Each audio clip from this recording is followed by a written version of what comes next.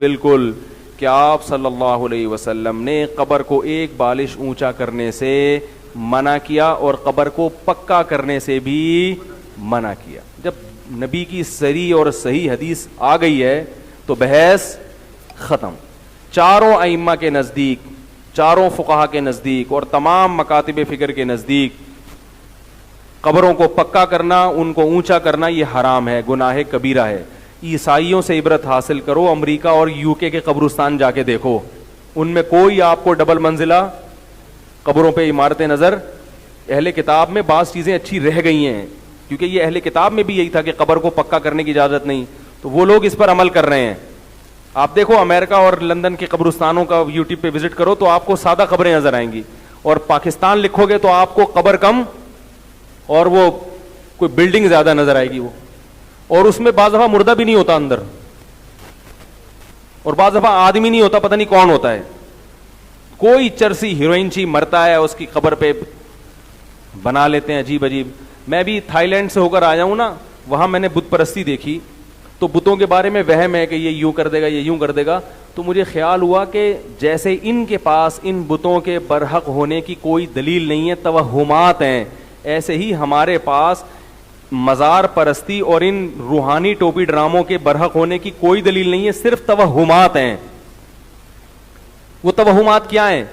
ہندوؤں کا نتیجہ ہے کہ ہم نے فلاں بھگوان کی منت مانی تھی، ہمارا فلاں کام ہو گیا تھا. بعض دفعہ کام ہو بھی جاتا ہے نا، تو ان کے پاس ایسے کچھ واقعات ہوتے ہیں، وہ واقعات لوگوں کو سناتے ہیں، لوگ یقین کر لیتے ہیں. ہمارے ہاں بھی جو روحانی ٹوپی ڈرامے مارکیٹ میں چل رہے ہیں، ان کے پاس بھی واقعات کی ایک فہرست ہوتی ہے، فلاں آیا تھا، میں نے فلاں وظیفہ بتایا تھا، اس کا فلاں کام ہو گیا تھا. تو اللہ نے بھگوان کے جو پتھروں کے بنے ہوئے بت ہیں ان کے باطل ہونے کی دلیل میں یہ نہیں کہا کہ ان سے تم نے فلاں موقع پہ مدد مانگی تھی اور کام ہو گیا تھا، بلکہ اللہ نے کہا کہ تم کتنی چیزیں ان سے مانگتے ہو وہ پوری نہیں ہوتی. ایک دلیل یہ دی، الہم ارجل یمشون بہا، کیا ان کے پاؤں ہیں جس سے چل سکتے ہیں؟ یعنی اللہ نے بتایا کہ یہ اپنا کام نہیں بنا سکتے تو تمہارا کہاں سے بنائیں گے؟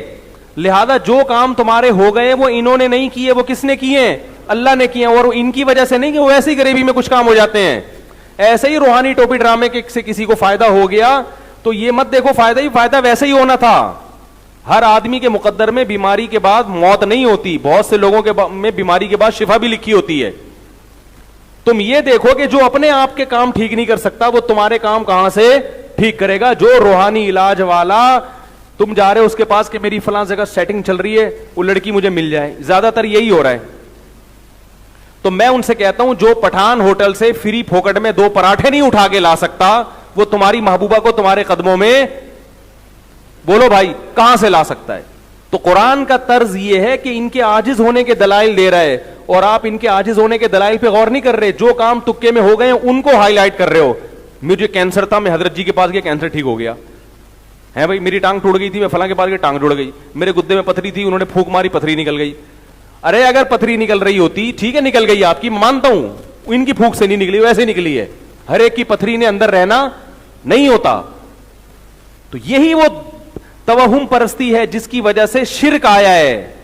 فلاں نے بت کے سامنے جھکا تھا، اس کی شادی ہو گئی، اس کے بچہ ہو گیا. فلاں مزار پہ گیا تھا داتا دربار کے، تو دیکھو اس کے اولاد ہو گئی. اس کا مطلب مزاروں سے بھی ہوتا ہے. تو بھائی اگر ایسے ہو رہا ہوتا نا، آپ یہ دیکھو کتنے گئے ہیں ان کو پھر بھی اولاد نہیں ملی، اور کتنے نہیں گئے ہیں پھر بھی ہو گئی اولاد ان کو. تو قرآن کا جو دلائل بیان کرنے کا طرز ہے نا، وہ یہ نہیں ہے کہ ان سے کیا کیا ہو رہا ہے. قرآن کہہ رہے ہیں جو خود عاجز ہیں، تو جو مزار میں پڑے ہوئے ہیں چاہے وہ ولی اللہ ہی کیوں نہ ہو، بھائی وہ تو ہل نہیں سکتے، وہ قبر سے باہر نہیں آ سکتے.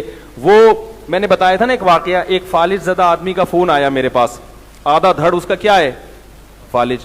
اس نے کہا میں مزار پہ جانا چاہتا تھا، تو میں نے آپ کا بیان سنا، میں نے جانے کا ارادہ ترک کر دیا. میں نے کہا چلو ایک آدمی کو ہدایت ملی اللہ کے فضل سے. پھر میں نے اس کو مزید مثال دی، میں نے کہا دیکھو آپ کا آدھا دھڑ کیا ہے؟ فالج زدہ، وہ نہیں ہلتا. جو مزار میں بزرگ ہیں انتہائی قابل احترام، مگر ان کے دونوں دھڑ بولو بھائی نہیں ہلتے. جس کے دونوں دھڑ نہ ہل رہے ہوں وہ آپ کا آدھا دھڑ کہاں سے صحیح کرے گا بھائی؟ تو یہ قرآن کا اسٹائل ہے دلائل دینے کا. آپ اس میں کہہ سکتے ہو بزرگوں کی توہین ہے، توہین نہیں ہے. یہ تو ان کا عاجز ہونا بیان کیا جا رہا ہے. یہ عاجز ہونا تو اللہ نے پیغمبروں کا بھی بیان کیا ہے. عیسائی حضرت عیسیٰ کو اللہ کا رب مانتے ہیں نا, اپنا رب مانتے ہیں نا. اللہ نے کہا عیسیٰ ابن مریم کھانا کھاتے تھے, جو روٹی اور کھانے کا محتاج ہے وہ خدا کہاں سے ہو سکتا ہے؟ تو کیا یہ عیسیٰ علیہ السلام کی توہین کر دی اللہ نے؟ بولو نا بھائی, توہین تھوڑی کی ہے, بتایا کہ بھائی وہ عاجز ہے, وہ بھوک کے لیے روٹی کے محتاج ہیں, تو وہ خدا نہیں ہو سکتے. تو ہم بھی کہہ رہے ہیں جن بزرگ کے دونوں دھڑ کام نہیں کر رہے, اگرچہ وہ بزرگ ہیں, اللہ کے مقرب ہیں, ہم سے بہت اچھے ہیں, تو فالج زدہ آدمی کا آدھا دھڑ کیسے صحیح کر دیں گے؟ بعض لوگ کہتے ہیں نہیں, ہم ان سے جا کے کہتے ہیں کہ ہم ان سے دعا نہیں مانگتے, ان کی قبر پہ جا کے کہتے ہیں کہ اللہ سے دعا مانگے ہمارے لیے. کس سے دعا مانگے؟ اللہ سے. تو سوال پیدا ہوتا ہے کہ کیا اسلاف میں یہ طریقہ تھا؟ نمبر ایک, کیا یہ بات درست ہے کہ آپ قبر میں جا کے جب ان سے کہیں گے کہ اللہ سے دعا مانگے, تو اس کی کیا دلیل ہے کہ وہ آپ کی یہ پکار سنیں گے؟ قرآن تو کہہ رہا ہے انک لا تسمع الموتى, تم مردوں کو سنا نہیں سکتے. اب یہ مردوں والا مسئلہ آ جائے گا, اس پہ کلپ بازی شروع میرے خلاف.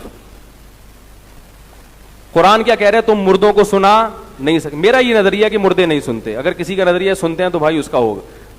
بعض اکابر اس طرف گئے ہیں کہ سنتے ہیں, ان کے بھی اپنے دلائل ہیں, لیکن مجھے جو دلائل تھے جو بات صحیح میں بیان کر رہا ہوں, کسی کی شان میں توہین نہیں کر رہا, کیونکہ قرآن کی اتنی واضح نص موجود ہے اس بارے میں کہ آپ مردوں کو سنا نہیں سکتے. بعض کہتے ہیں ہم سنا نہیں سکتے, لیکن اس قرآن میں یہ کہا کہ وہ سن نہیں سکتے.